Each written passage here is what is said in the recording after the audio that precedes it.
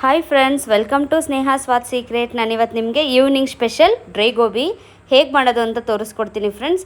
ಇದು ಮಕ್ಳಿಗಂತೂ ತುಂಬ ಇಷ್ಟ ಆಗುತ್ತೆ ಫ್ರೆಂಡ್ಸ್. ಈ ಡ್ರೈ ಗೋಬಿ ಹೇಗೆ ಮಾಡೋದು ಅಂತ ನೋಡೋಕ್ಕೂ ಮುಂಚೆ ಇನ್ನೂ ಯಾರು ನನ್ನ ಚಾನಲ್ಗೆ ಸಬ್ಸ್ಕ್ರೈಬ್ ಆಗಿಲ್ಲ, ಬೇಗ ಬೇಗ ಸಬ್ಸ್ಕ್ರೈಬ್ ಆಗಿ. ಇವಾಗ ಸ್ಟಾರ್ಟ್ ಮಾಡೋಣ. ನಾನಿಲ್ಲಿ ದಪ್ಪದು ಒಂದು ಗೋಬಿ ತೊಗೊಂಡಿದ್ದೀನಿ. ಈ ಗೋಬಿನ ನೋಡಿ ಸಣ್ಣ ಸಣ್ಣದಾಗಿ ಕ್ಲೀನಾಗಿ ಕಟ್ ಮಾಡಿ ಆಲ್ರೆಡಿ ಒಂದ್ಸಲ ವಾಶ್ ಮಾಡಿ ಇಟ್ಕೊಂಡಿದ್ದೀನಿ. ನಾನಿಲ್ಲಿ ಒಂದು ಪಾತ್ರೆಯಲ್ಲಿ ನೀರು ಕಾಯಕ್ಕೆ ಇಟ್ಕೊಂಡಿದ್ದೀನಿ. ಈ ನೀರೊಳಗಡೆಗೆ ಒಂದು ಸ್ವಲ್ಪ ಉಪ್ಪು, ಒಂದು ಸ್ವಲ್ಪ ಅರಿಶಿನ ಎರಡನ್ನೂ ಹಾಕಿ ಚೆನ್ನಾಗಿ ಬಿಸಿ ಮಾಡ್ಕೊಬಿಡೋಣ. ಇದು ನೋಡಿ, ಇದು ಮುಕ್ಕಾಲು ಭಾಗ ಬಿಸಿ ಆಗಿದೆ, ಇನ್ನೂ ಕುದಿ ಬಂದಿಲ್ಲ. ಈ ಟೈಮಲ್ಲಿ ನಾನು ಆಲ್ರೆಡಿ ಒಂದ್ಸಲ ವಾಶ್ ಮಾಡಿ ಇಟ್ಟಿರೋ ಅಂಥ ಗೋಬಿನ ಇದ್ರೊಳಗಡೆ ಹಾಕ್ತೀನಿ. ನೀವು ಯಾವಾಗಲಾದ್ರೂ ಅಷ್ಟೇ ಗೋಬಿ ಮಾಡುವಾಗ, ಗೋಬಿ ಇಲ್ಲಾಂದರೆ ಈ ಹೂಕೋಸಿಂದ ನೀವೇನೇ ಐಟಮ್ಸ್ ಮಾಡುವಾಗ್ಲೂ ಫಸ್ಟ್ ಇದೇ ಥರ ಈ ಪ್ರಾಸೆಸ್ ಫಾಲೋ ಮಾಡಿ. ಯಾಕಂದರೆ ಇದರಲ್ಲಿ ಸಣ್ಣ ಸಣ್ಣ ಹುಳಗಳಿರುತ್ತೆ, ಹಸಿರು ಹುಳಗಳಿರುತ್ತೆ. ಹಾಗೆಯೇ ಇದು ಹುಳ ಬರಬಾರ್ದು ಅಂತ ಔಷಧಿ ಎಲ್ಲ ಹಾಕಿರ್ತಾರಲ್ವ, ಆ ಕೆಮಿಕಲ್ ಎಲ್ಲ ಹೋಗಬೇಕು ಅಂತ ಹೇಳ್ಬಿಟ್ಟು ಈ ಥರ ಪ್ರೋಸೆಸ್ ಮಾಡೋದು. ನೀವೀಗ ಮಾಡಿದ್ರೆ ಹೆಲ್ದಿಯಾಗಿರುತ್ತೆ, ಯಾವುದೇ ರೀತಿ ಹುಳಗಳು ಮತ್ತು ಔಷಧಿ ಏನು ನಮ್ಮ ಬಾಡಿಗೆ ಹೋಗಲ್ಲ. ಇವಾಗ ಇದನ್ನು ಚೆನ್ನಾಗಿ ಕುದಿಸಿ ಬೇಯಿಸಬೇಕು ಅಂತ ಏನಿಲ್ಲ. ಒಂದೇ ಒಂದು ಕುದಿ ಬರ್ತಾ ಇದೆ ಅನ್ನೋ ಟೈಮಲ್ಲಿ ನಾವು ಸ್ಟವ್ ಆಫ್ ಮಾಡಿಬಿಡೋಣ. ನೋಡಿ, ಲೈಟಾಗಿ ಕುದಿ ಬರ್ತಾ ಇದೆ. ಇವಾಗ ತಾನೇ ಕುದಿ ಬರ್ತಾ ಇದೆ, ಇದು ಇನ್ನೂ ಕುದಿ ಬಂದಿಲ್ಲ. ಲೈಟಾಗಿ ನೋಡಿ, ಒಂದು ಸ್ವಲ್ಪನೇ ಕುದಿ ಬರ್ತಾ ಇದೆ. ಈ ಟೈಮಲ್ಲಿ ನಾವೇನು ಮಾಡ್ಬೇಕಂದ್ರೆ ಫುಲ್ ಕುದ್ಸೋಕೆ ಹೋಗ್ಬಾರ್ದು. ಸ್ಟವ್ ಆಫ್ ಮಾಡಿಬಿಟ್ಟು ಒಂದು 10 ನಿಮಿಷ ಈ ಬಿಸಿನೀರಲ್ಲೇ ನೆನೆಯಕ್ಕೆ ಬಿಟ್ಬಿಡೋಣ. ಆವಾಗ ಇದರಲ್ಲಿರೋ ಅಂಥ ಹುಳಗಳೆಲ್ಲ, ಏನಾದರೂ ಹುಳ ಇದ್ದರೆ ಆಲ್ರೆಡಿ ವಾಶ್ ಮಾಡ್ಕೊಂಡಿದ್ದೀವಿ, ಹುಳ ಏನಾದರೂ ಇತ್ತು ಅಂದರೆ ಅದೆಲ್ಲ ಕೆಳಗಡೆ ಬಂದುಬಿಡುತ್ತೆ. ಇವಾಗ 10 ನಿಮಿಷ ಆಗಿದೆ. ಇವಾಗ ಇದನ್ನೆಲ್ಲ ಒಂದು ಪ್ಲೇಟಿಗೆ ತೊಗೊಬಿಡೋಣ. ನೀರೆಲ್ಲ ಮೇಲ್ಗಡೆನೇ ತೊಗೊಳ್ಳಿ. ಆದಷ್ಟು ಈ ಥರ ಮಾಡಿ ತೊಗೊಂಡ್ರೆ ಏನಾದರೂ ಮಣ್ಣು ಕಸ ಏನಾದರೂ ಇದ್ದರೆ ಅದೆಲ್ಲ ಕೆಳಗಡೆ ಹೋಗ್ಬಿಡುತ್ತೆ. ಇವಾಗ ನೋಡಿ, ಎಲ್ಲ ತೊಗೊಂಡಿದ್ದೀನಿ ಬಿಸಿನೀರಿಂದ. ಇದು ಕಂಪ್ಲೀಟಾಗಿ ಆರಕ್ಕೆ ಬಿಟ್ಬಿಡೋಣ. ಇವಾಗ ನೋಡಿ, ಇವಾಗ ಕಂಪ್ಲೀಟಾಗಿ ಆರಿದೆ. ಇದನ್ನು ಸೈಡ್ಗೆ ಇಟ್ಕೊಬಿಡೋಣ. ಇವಾಗ ಡ್ರೈ ಗೋಬಿ ಮಾಡೋಕ್ಕೆ ಒಂದು ಬ್ಯಾಟರ್ ರೆಡಿ ಮಾಡ್ಕೊಳ್ಳೋಕ್ಕೆ ಒಂದು ಬೌಲ್ ಇಟ್ಕೊಂಡಿದ್ದೀನಿ. ಈ ಬೌಲ್ಗೆ ಸ್ವಲ್ಪ ದೊಡ್ಡದೇ ಸ್ಪೂನ್ ತೊಗೊಂಡಿದ್ದೀನಿ. ಈ ಸೈಜ್ ಸ್ಪೂನಲ್ಲಿ ನಾನು ಇವಾಗ 2 ಸ್ಪೂನಷ್ಟು ಕಾರ್ನ್ಫ್ಲೋರ್ ಹಾಕೋತೀನಿ. 1 ಸ್ಪೂನಷ್ಟು ಮೈದಾ ಹಾಕೋತಾ ಇದ್ದೀನಿ. 3/4 ಸ್ಪೂನಷ್ಟು ರೆಡ್ ಚಿಲ್ಲಿ ಪೌಡರ್, ಅರ್ಧ ಸ್ಪೂನಷ್ಟು ಕಾಶ್ಮೀರಿ ರೆಡ್ ಚಿಲ್ಲಿ ಪೌಡರ್ ಹಾಕ್ತಾ ಇದ್ದೀನಿ. ಇದು ಕಲರ್ ಚೆನ್ನಾಗಿ ಬರುತ್ತೆ ಅಂತ ಹೇಳ್ಬಿಟ್ಟು ನಾನು ಯಾವುದೇ ಕಲರ್ ಮಿಕ್ಸ್ ಮಾಡ್ತಾ ಇಲ್ಲ. ಒಂದು ಸ್ವಲ್ಪ 1/4 ಸ್ಪೂನಷ್ಟು ಗರಂ ಮಸಾಲ ಹಾಕ್ತಾ ಇದ್ದೀನಿ. ಒಂದು ಸ್ವಲ್ಪ ಉಪ್ಪು ಹಾಕೋತಾ ಇದ್ದೀನಿ. ಉಪ್ಪು ನೋಡಿ ಹಾಕೊಳ್ಳಿ, ಒಂದು ಸ್ವಲ್ಪನೇ ಹಾಕಿದ್ದೀನಿ. ಯಾಕಂದರೆ ನಾನು ಗೋಬಿ ಬೇಯಿಸುವಾಗಲೇ ಒಂದು ಸ್ವಲ್ಪ ಉಪ್ಪು ಹಾಕ್ಕೊಂಡಿದ್ದೀನಲ್ವ, ಅದಕ್ಕೇ. ಸ್ವಲ್ಪ ಅರಿಶಿನ ಪೌಡರ್, 1 ಸ್ಪೂನಷ್ಟು ಶುಂಠಿ ಬೆಳ್ಳುಳ್ಳಿ ಪೇಸ್ಟ್ ಹಾಕ್ತಾ ಇದ್ದೀನಿ. ಇವಾಗ ನೋಡಿ, ಇದನ್ನೆಲ್ಲ ಕ್ಲೀನಾಗಿ ಒಂದ್ಸಲ ಮಿಕ್ಸ್ ಮಾಡ್ಕೊಬಿಡೋಣ. ಮಿಕ್ಸ್ ಮಾಡಿಕೊಂಡು ಇದಕ್ಕೆ ಸ್ವಲ್ಪನೇ ಹಾಕಬೇಕು, ಜಾಸ್ತಿ ಬೇಡ. ನೋಡಿ, ಕೈಯಲ್ಲಿ ಒಂದು ಓಳಾಗೋಷ್ಟು ನೀರು ಹಾಕ್ಕೊಂಡು ಮಿಕ್ಸ್ ಮಾಡ್ಕೊಳ್ಳೋಣ. ನೋಡಿ, ಇದು ಗಟ್ಟಿಯಾಗಿದೆ. ಇನ್ನೊಂದು ಓಳು ಹಾಕ್ತೀನಿ.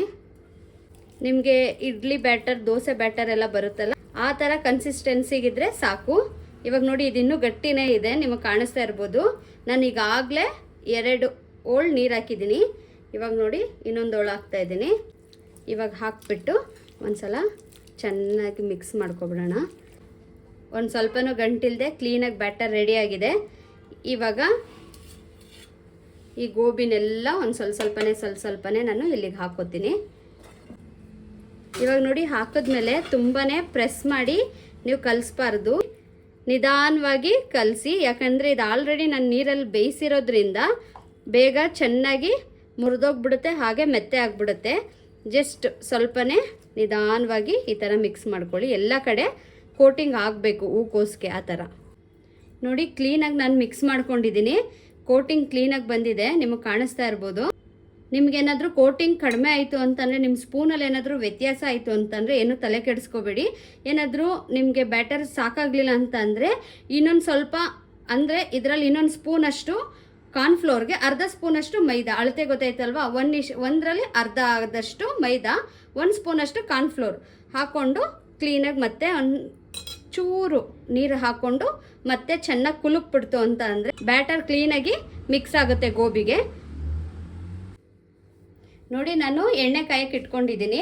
ಎಣ್ಣೆನ ಏನು ಮಾಡಿ ಅಂದರೆ ಐ ಫ್ಲೇಮಲ್ಲೂ ನೀವು ಕರಿಬಾರ್ದು, ಗೋಬಿನ ಲೋ ಫ್ಲೇಮಲ್ಲೂ ಕರಿಬಾರ್ದು. ನೀವು ಮೀಡಿಯಂ ಫ್ಲೇಮಲ್ಲಿ ಇಟ್ಕೊಂಡ್ರೆ ಒಳ್ಳೇದು. ಆವಾಗ ಎಣ್ಣೆ ಎಲ್ಲ ಚೆನ್ನಾಗಿ ಕುಡಿಯಲ್ಲ. ಮೀಡಿಯಂ ಫ್ಲೇಮಲ್ಲಿ ಇಟ್ಕೊಳ್ಳೋಣ. ನೋಡಿ ಕಲಸಿಟ್ಕೊಂಡಿರುವಂಥ ಗೋಬಿನ ನಾವು ಟೈಮ್ ಇತ್ತು ಅಂತಂದರೆ ನೀವೇನು ಮಾಡಿ ಅಂತ ಅಂದರೆ ಒಂದು 10 ನಿಮಿಷ 1/4 ಗಂಟೆ ಇಡ್ಬೋದು. ನೀವೇನಾದರೂ ಟೈಮ್ ಇಲ್ಲ ಅಂತ ಅಂದರೆ ಆಗಿಂದಾಗಲೇ ಎಣ್ಣೆಲಿ ಕರ್ಕೋಬೋದು. ನೀವು ನೆನೆಸದೇ ಇರಲಿ, ಟೇಸ್ಟಲ್ಲಿ ಏನು ವ್ಯತ್ಯಾಸ ಬರಲ್ಲ, ಹಾಗೆ ಚೆನ್ನಾಗೇ ಇರುತ್ತೆ. ಇವಾಗ ನಾನು ಒಂದೊಂದೇ ಗೋಬಿನ ಎಣ್ಣೆಗೆ ಹಾಕ್ತಾ ಹೋಗ್ತೀನಿ.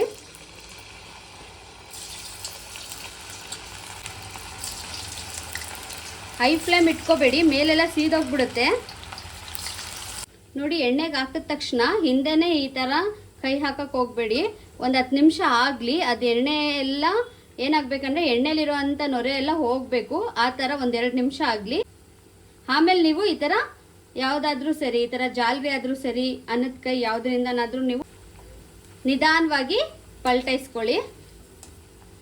ನೀವು ಹಿಂದೆನೇ ಕೈ ಹಾಕ್ಬಿಡ್ತು ಅಂತ ಅಂದರೆ ಅದರಲ್ಲಿರುವಂಥ ಮಸಾಲೆ ಎಲ್ಲ ಎಣ್ಣೆಲಿ ಬಿಟ್ಕೊಬಿಡುತ್ತೆ. ನೋಡಿ ಕೆಲವೊಬ್ರಿಗೆ ಯಾವಾಗ ತೆಗಿಬೇಕು, ಇದು ಆಗಿದೆಯೋ ಇಲ್ವೋ ಅಂತ ಅಂದ್ಬಿಟ್ಟು ಪರ್ಫೆಕ್ಟಾಗಿ ಗೊತ್ತಾಗಲ್ಲ. ನೀವು ಬೇಗ ತೆಗಿತು ಅಂತ ಅಂದರೆ ಅದು ಕ್ರಿಸ್ಪಿಯಾಗಿ ಆಗಿರಲ್ಲ. ಹಾಗಾಗಿ ಹೇಗೆ ತೆಗಿಬೇಕಂತ ಅಂದರೆ, ನೀವು ಇದು ಎಣ್ಣೆಲಿ ಈ ಗೋಬಿನ ಕರಿವಾಗ ಇದ್ರ ಮೇಲ್ಗಡೆ ಎಲ್ಲ ನೊರೆ ಕಾಣಿಸ್ತಾ ಇದೆ ಅಲ್ವಾ, ಆ ನೊರೆ ಎಲ್ಲ ಕಡಿಮೆ ಆಯಿತು ಅಂತಂದರೆ ಗೋಬಿ ರೆಡಿ ಆಗಿದೆ ಅಂತ ಅರ್ಥ. ಆ ಟೈಮಲ್ಲಿ ನೀವು ತೆಗಿಬೇಕು. ಇವಾಗ ನೋಡಿ ಎಣ್ಣೆಲಿರುವಂಥ ನೊರೆ ಅಂಶ ಎಲ್ಲ ಕಡಿಮೆ ಆಗಿದೆ. ಹಾಗೇನೆ ಇನ್ನೊಂದು ಏನಪ್ಪ ಅಂತಂದರೆ ಆಗಿದೆ ಅನ್ನೋದಕ್ಕೆ ಈ ಥರ ಮಾಡಿದ್ರೆ ನಿಮಗೆ ಕ್ರಿಸ್ಪಿನೆಸ್ದು ಸೌಂಡು ಕೇಳಿಸುತ್ತೆ, ಗರಿಗರಿಯಾಗಿ ಆಗಿರೋದು. ಈ ಥರ ಸೌಂಡ್ ಬರ್ತಾ ಇದೆ ಅಂದರೆ ಇದು ಪರ್ಫೆಕ್ಟಾಗಿ ಆಗಿದೆ ಅಂತ. ನಾನು ಇದನ್ನೆಲ್ಲ ತೆಗೆದಿಟ್ಕೋತೀನಿ. ನೋಡಿ ಮತ್ತೆ ನಾನು ಇನ್ನೊಂದು ಟೈಮ್ ಹಾಕ್ತಾ ಇದ್ದೀನಿ ಎಣ್ಣೆಗೆ. ನೋಡಿ ಎಣ್ಣೆಗೆ ಹಾಕೊಂಡಿದ್ದೀನಿ. ನಾನು ಫಸ್ಟ್ ಸ್ಟೆಪ್ಪಲ್ಲಿ ಹೇಳ್ಕೊಟ್ನಲ್ಲ ಅದೇ ಪ್ರೊಸೀಜರ್ನ ಫಾಲೋ ಮಾಡಿ. ನೋಡಿ ಈ ಟೈಮಲ್ಲಿ ನೋಡಿ ನೊರೆ ಎಲ್ಲ ಕಡಿಮೆ ಆಗಿದೆ. ನಿಧಾನವಾಗಿ ಉಲ್ಟಾ ಮಾಡ್ಕೊಬಿಡೋಣ. ನೋಡಿ ಬಬಲ್ಸ್ ಎಲ್ಲ ಕಡಿಮೆ ಆಗಿದೆ. ಇವಾಗ ಇದನ್ನು ನಾನೊಂದು ಪ್ಲೇಟಿಗೆ ತಗೋತೀನಿ. ಗೋಬಿ ಅಂತೂ ತುಂಬ ಕ್ರಿಸ್ಪಿಯಾಗಿ ಬಂದಿದೆ, ಸೂಪರಾಗಿ. ನಿಮಗೆ ಕೇಳಿಸ್ತಾ ಇರ್ಬೋದು ಪ್ಲೇಟ್ಗೆ ಹಾಕ್ತಂತ ಅಂದರೆ. ನೋಡಿ ನಾನು ಸರ್ವ್ ಮಾಡಿದ್ದೀನಿ. ತುಂಬ ಸೂಪರಾಗಿ ಬಂದಿದೆ, ನಿಮಗೆ ಕಾಣಿಸ್ತಾ ಇರ್ಬೋದು. ಹಾಗೇನೆ ತೋರಿಸ್ತೀನಿ ನೋಡಿ ಎಷ್ಟು ಕ್ರಿಸ್ಪಿಯಾಗಿ, ಒಳಗಡೆ ಎಲ್ಲ ಸಾಫ್ಟಾಗಿ ಚೆನ್ನಾಗಿ ಬಂದಿದೆ. ಹೇಗೂ ಸ್ಕೂಲ್ ಎಲ್ಲ ರಜಾ ಇದೆ ಅಲ್ವಾ, ಮಕ್ಕಳಿಗೆ ಈವ್ನಿಂಗ್ ಸ್ನ್ಯಾಕ್ಸ್ ಆಗಿ ನೀವು ಇದನ್ನು ಮಾಡಿಕೊಡ್ತು ಅಂತಂದರೆ ತುಂಬ ಇಷ್ಟಪಟ್ಟು ತಿಂತಾರೆ.